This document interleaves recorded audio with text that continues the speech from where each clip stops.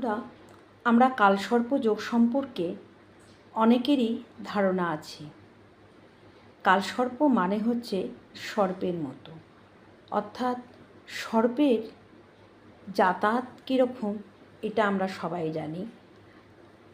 মানুষের জীবনের সর্পের মতো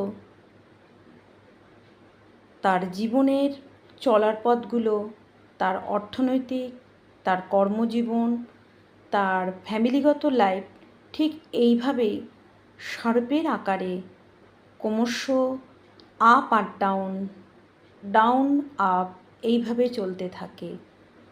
এই কালসর্প যোগ থেকে একমাত্র উপায় হলো যে কোনো শুক্লপক্ষের সোমবারের শিবের মন্দিরে গিয়ে একটি নারকেল অর্পণ করুন।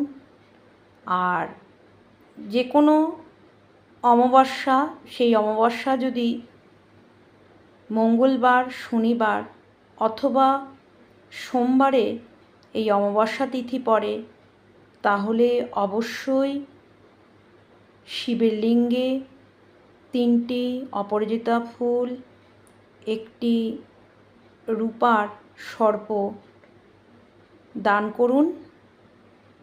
আর শিব মন্দিরে নিজস্ব মনস্কামনা জানিয়ে একটি নারকেলকে শিবলিঙ্গে অর্পণ করুন।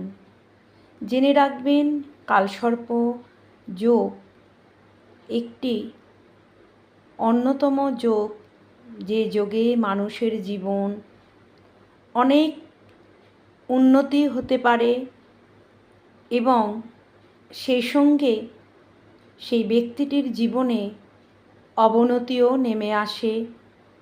অনেক জ্ঞানী ব্যক্তি, নামকরা ব্যক্তিদের হরোস্কোপে কালসর্প যোগ দেখা যায়।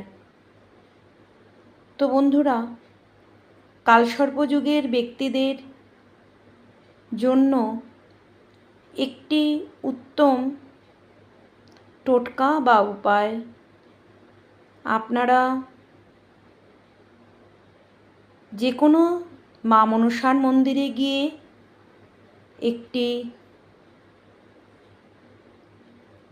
লাল অথবা শ্বেতপদ্ম অর্পণ করান এবং কালনাগিনী দেবীকে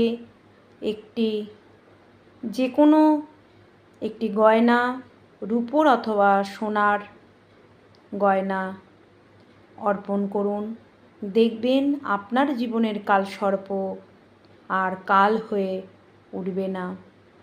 আপনারা এই উপায়গুলোই করে কালসর্প যোগের খণ্ডন অবশ্যই করিয়ে নিন।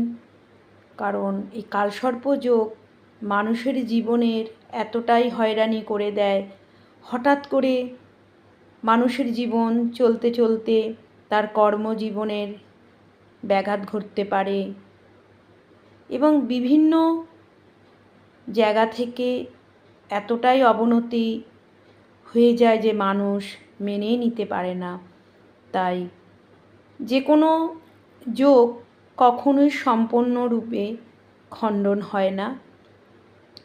তবুও এই উপায়গুলি করলে কালসর্প যোগের কিছুটা প্রভাব কমতে থাকে। নমস্কার।